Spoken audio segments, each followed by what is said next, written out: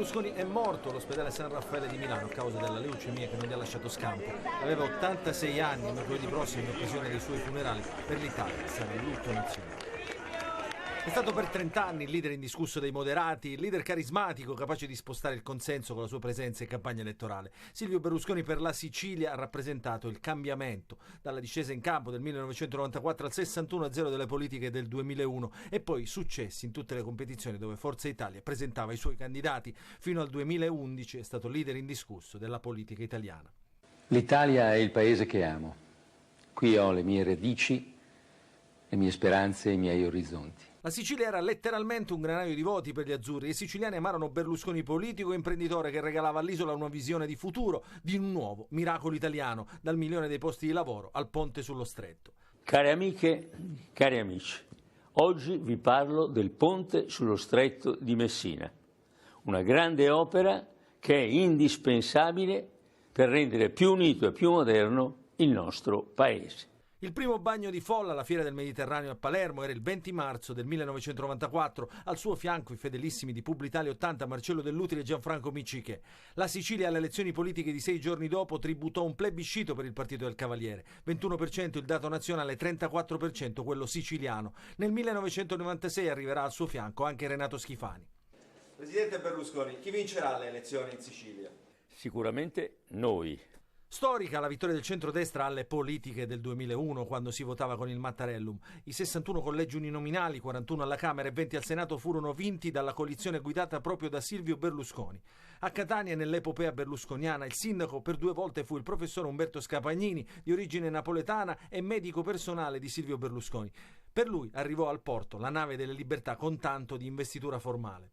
Negli ultimi anni, dopo l'esperienza nel partito unico del PDL, Forza Italia aveva perso il consenso, diviso in fazioni guidate da personaggi politici che ne avrebbero voluto ereditare la guida. Tra tutti il siciliano Angelino Alfano, che Berlusconi però non ha mai riconosciuto come il suo delfino, e poi le lotte intestine proseguite ad ogni elezione nazionale. Alle ultime politiche più di un malumore per la candidatura a Marsala della sua compagna Marta Fascina. Pochi mesi fa proprio Berlusconi, su pressione di Renato Schifani, nominò il nuovo commissario di Forza Italia in Sicilia Marcello Caruso al posto del suo tanto amato Gianfranco Miccichè. Ma la storia di Berlusconi in Sicilia sarà ricordata anche per le vicende giudiziarie, come la condanna del suo ex braccio destro Marcello Dell'Utri, a cui è intrecciata la vicenda di Vittorio Mangano, boss della mafia, conosciuto come lo stalliere di Arcore, o quella del senatore Antonio Alì, considerato vicino al mandamento di Trapani. L'ultima visita a Palermo nel 2019 è stata infatti nell'aula bunker del Lucialdone, dove si avvalse della facoltà di non rispondere, chiamato a deporre nel processo trattativa Stato-mafia dopo la citazione da parte della difesa di Marcello Dell'Utri. Onorevole Miccichè, lei ha passato tutta la sua vita praticamente accanto al Cavaliere, prima la carriera professionale, poi quella politica. Che ricordo ha dell'uomo? È stato talmente importante che non posso che piangere una delle persone che mi ha costruito, che mi ha fatto, come dire, ci sono stati mio padre e mia madre ovviamente, ma poi dal punto di vista lavorativo e politico non c'è dubbio che il padre che ho avuto si è chiamato Silvio Berlusconi. Se il Paese l'avesse capito e l'avesse seguito, oggi questo Paese sarebbe in uno stato di sviluppo certamente più avanzato. Lo ricordo e lo ricorderò sempre, non solo con l'affetto e con l'amore che mi sono spontanei, ma con il pensiero di essere stato accanto alla persona più importante che ci sia stato veramente negli ultimi secoli in questo Paese. Oggi per me è una giornata di profondo lutto personale, per cui il lutto politico si mescola al dolore profondo che provo per aver avuto il privilegio di conoscerlo molto da vicino, di essere stata al suo fianco per tanti anni in Parlamento, al governo. Penso che Silvio Berlusconi ci lasci in un momento molto delicato della vita del Paese, che forse proprio oggi ci sarebbe stato un grandissimo bisogno di lui, della sua esperienza, della sua levatura, della sua capacità di tessere rapporti con le potenze straniere. Ecco, Silvio Berlusconi lascia un enorme vuoto e oggi io assieme a tutta la comunità politica di Forza Italia piangiamo il nostro grande presidente. È uno dei ricordi, dei primissimi ricordi che ho di Berlusconi, quando ci consegnò a tutti i candidati nel 94, quando ebbimo quel clamoroso risultato in Sicilia del 61-0, che era l'Italia che ho in mente e su cui tutti noi ci siamo documentati e istruiti negli anni per me 20 della politica fatta in Parlamento. L'ho conosciuto sempre come un uomo e l'ho apprezzato come un uomo che molti non conoscono, molto generoso e molto attaccato alla sua nazione. Chi gli è stato vicino ha saputo sempre qual era il vero Berlusconi e che cosa ha fatto per la nostra nazione. Lui mi chiamava spesso con l'altro amico suo intimo che era Umberto Scapagnini, grande amico mio pure, e spesso anche per, come possiamo dire così, consulti brevi, medici eccetera, perché si fidava molto di Umberto e anche di me. Sarà una grande mancanza anche per la Sicilia, terra a cui lui era profondamente legato, per cui per noi oggi è un giorno di cordoglio, ma sul suo ricordo costruiremo ancora una politica fondata sui valori che lui ha lasciato in ognuno di noi. Grazie Presidente, e sicuramente onoreremo il tuo lavoro. Il cammino di Francesco Italia continua, è servito il ballottaggio per riconfermarlo sindaco di Siracusa. Nella poltrona più importante di Palazzo Vermexio siederà per altri 5 anni. Una campagna molto dura, ma ce l'ha fatta, è sindaco? Sì, ce l'hanno fatta i siracusani che mi hanno sospinto con il loro affetto per raggiungere un risultato tutt'altro che scontato. Siamo felici e grati. Durante lo spoglio, tanti gli applausi per Italia, quando il distacco dal suo competitor aumentava sempre più. Poi dal comitato ci si è spostati in Piazza della Repubblica. Adesso festeggio con tutti coloro che sono loro da festeggiare, che hanno portato me a questo risultato bellissimo, è giusto anche godere di questo momento. Un dato significativo è quello dell'astensionismo. Si è recato alle urne meno del 40% degli aventi diritto. Abbiamo vinto con un ampio margine, questo ci dà ulteriore convinzione, ulteriore fiducia sul fatto che si possa fare la politica senza basarsi sul calcolo. Partire dalle cose che non hanno funzionato durante lo scorso mandato e migliorare Siracusa, questo è l'obiettivo di Italia. Ferdinando Messina invece ha accettato la sconfitta prima della chiusura dello scrutinio. Per quanto mi riguarda ha funzionato tutto. Noi abbiamo proposto un'alternativa alla città, la città ha scelto in maniera diversa, ritenendo che l'amministrazione Italia e i suoi assessori dovessero proseguire in questo percorso amministrativo e noi ne prendiamo atto. Intanto sventolano le bandiere dell'Italia, non per la nazionale, ma per festeggiare il nuovo sindaco.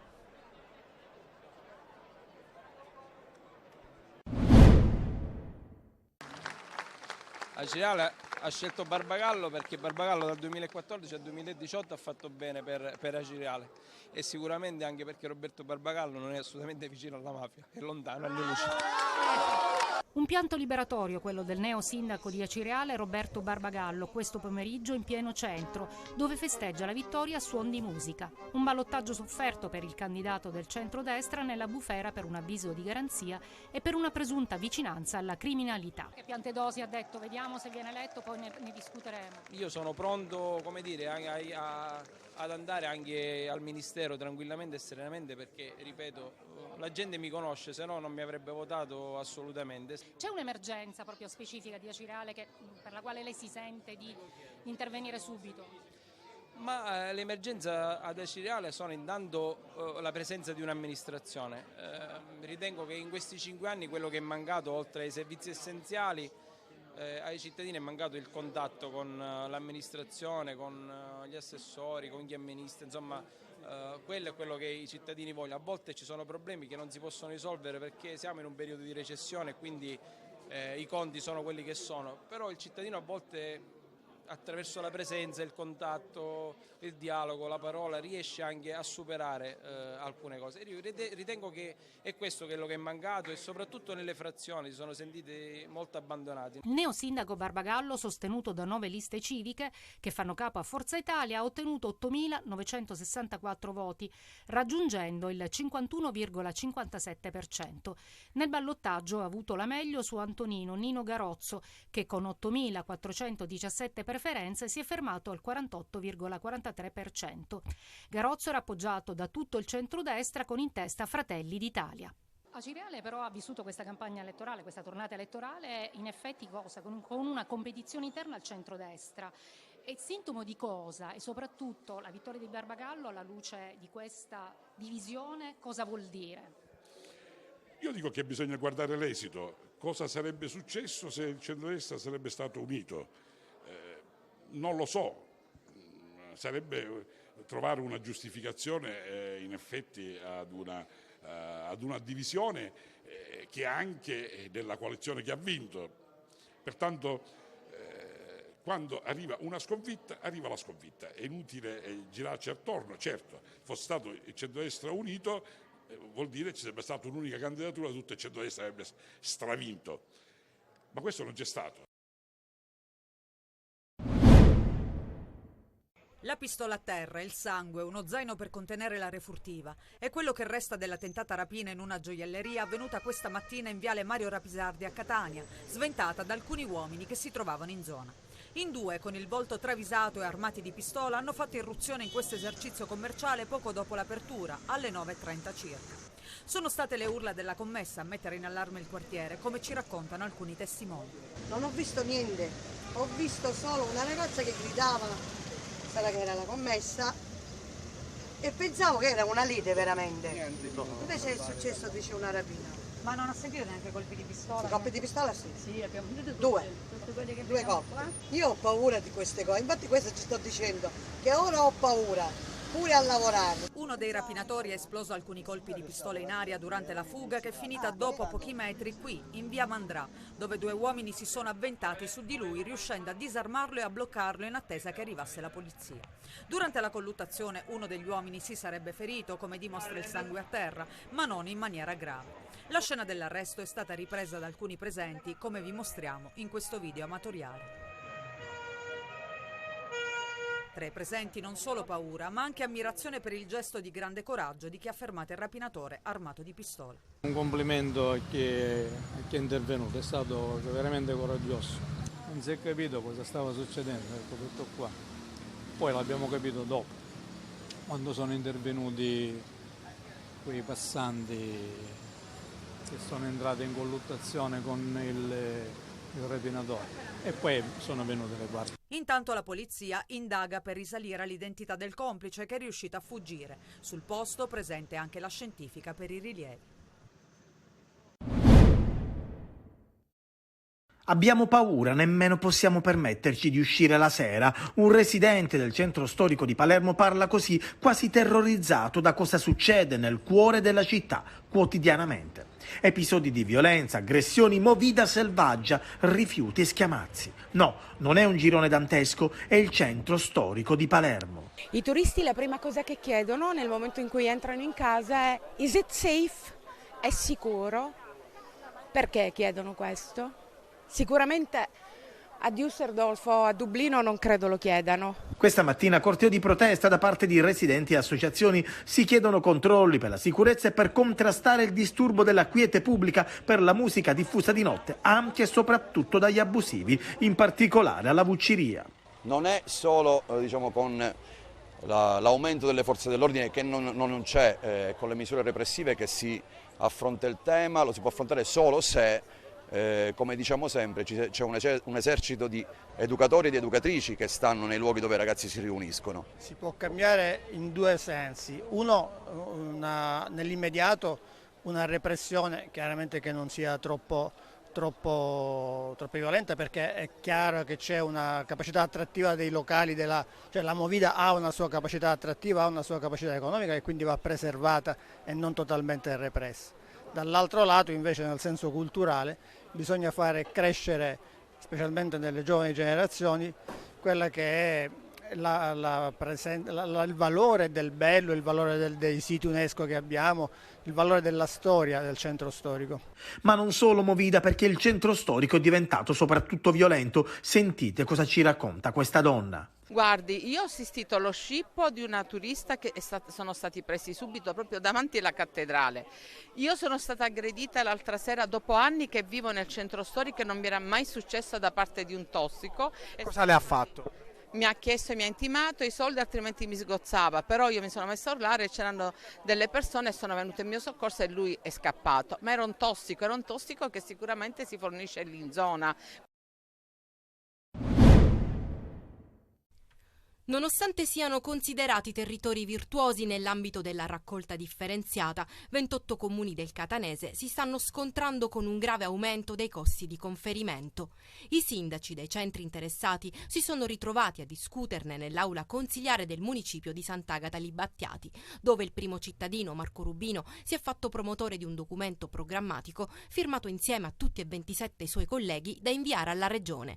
Se il servizio di conferimento prima costava 107 euro a tonnellata, adesso molti comuni lo pagano 380 euro, con un aumento di oltre il 300% che si abbatte sulle tasche dei cittadini. La SRR Catania Area Metropolitana, la società che si occupa della raccolta, presente all'incontro con il suo presidente Francesco Laudani, che ha già aperto un tavolo di confronto con l'assessorato competente. Con l'assessorato la SRR nostra, ma comunque tutte le SRR siciliane, stanno rivedendo di riprogrammare i flussi dei rifiuti al fine di poter riprogrammare i conferimenti presso le poche discariche rimaste in Sicilia. Quindi c'è la possibilità che questi aumenti vengano bloccati? Dipende dalle capacità che ci sono all'interno della Sicilia, ma dipende anche da una corretta politica differenziata al fine di diminuire il quantitativo dell'indifferenziato. I tempi sono stretti e i sindaci quotidianamente si confrontano con i cittadini stanchi dei continui aumenti. Siamo qui ad invitare il nostro assessore, il nostro governo regionale a dire con chiarezza, a fare soprattutto programmazione, perché abbiamo bisogno di una sana programmazione per poter capire quale sarà il futuro di questa Sicilia, ma un futuro reale, concreto. Secondo i primi cittadini occorre che la regione si occupi di una riprogrammazione del conferimento dei rifiuti nelle poche discariche presenti in Sicilia e che si acceleri il processo di rimborso ai comuni. Le proposte chiaramente per evitare l'aumento della Tari sono 3. Intanto che la Regione ci debba aiutare a sostenere i maggiori costi di conferimento in discarica. È inammissibile che nell'arco di un anno da 110 euro si arrivi a 380 euro a tonnellata per rifiuto indifferenziato.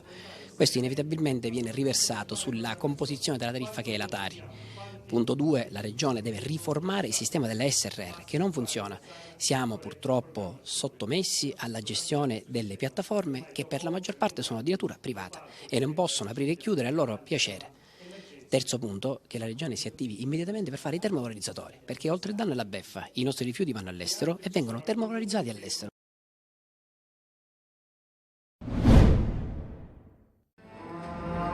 Quando il sole tramonta, al Teatro Greco si recita. Dopo le tragedie è il turno della commedia, La pace di Aristofane. 2 ore di spettacolo, anche con frasi dialettali, in cui si mette in scena un conflitto purtroppo ancora attuale, la pace contro la guerra. Aristofane ci parla della stupidità degli uomini, della superficialità degli uomini che non riescono a trovare un accordo, sono gli uni contro gli altri. Trigeo, interpretato da Giuseppe Battiston, va nell'Olimpo per chiedere agli dei la fine degli scontri. Usa questo scarabeo gigante nutrito con lo sterco. Com'è per voi che affronto tali avventure? Da adesso e per i prossimi 3 giorni non dovrete più né cagare né scorreggiare. Che se questo qui dall'alto fiuta la Roma subito si precipita in picchiata per andare al pascolo e mi fa schiantare. Scopre che tutti sono stati lasciati in balia di Polemo, la guerra, ma Trigeo è bravo a cogliere l'attimo, approfitta della sua assenza e chiede aiuto al popolo dei contadini.